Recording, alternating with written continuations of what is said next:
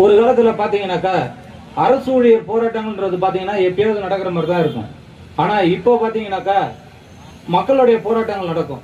இப்போ மக்களுடைய போராட்டங்கள் எல்லாமே வந்து பாத்தீங்கன்னாக்கா கொஞ்சம் கம்மியா இருக்கிற மாதிரி தெரியுது. ஆனா நம்மள வருத்தி இப்ப இறுதியா பாத்தீங்கன்னாக்கா நேத்து திருக்கோயிலூர்ல ஒரு தோழி ஒருத்தவங்க இறந்துட்டாங்க. எஸ்ஐஆர் பணி ஆக மொத்தம் சாருனாலே பிரச்சனை தான் போல இருக்கு. முன்ன யார் அந்த சாரால ஒரு பிரச்சனை, இப்ப இந்த எஸ்ஐஆர் சாரால பிரச்சனை. இப்ப இதே மாதிரியே வந்து தொடர்ச்சியா போயிட்டு இருக்குனாக்கா இதுக்கு மிக முக்கிய காரணம் ஒவ்வொரு தனி மனிதனும் நம்மளுடைய ஒவ்வொரு அரசு ஊழியரும் இதுக்கு பொறுப்பேற்றுக்கணும். அது அவங்கள மட்டும் குத்த சொல்லக்கூடாது. ஏன்னா நம்ம இப்ப பண்றது எல்லாமே காலம் கடந்து பண்ற மாதிரி தான். ஒருத்தர் மதுரையில நடந்த மாநாட்டுல ஒருத்தர் வந்தார். அது பாட்டுதான் அரசு ஊழியர் போராட்டம் நடத்திட்டு தான் இருந்தாங்க.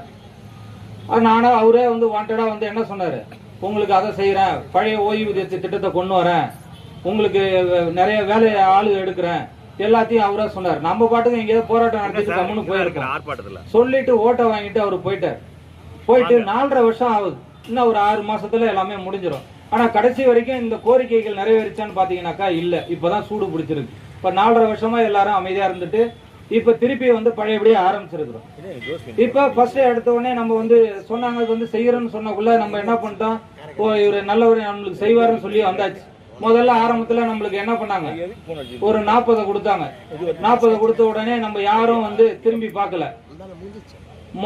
மூட்டை எடுத்து முதுகுல கட்டிக்கிட்டு ஓட ஆரம்பிச்சிட்டோம். நான் உட்படதான்.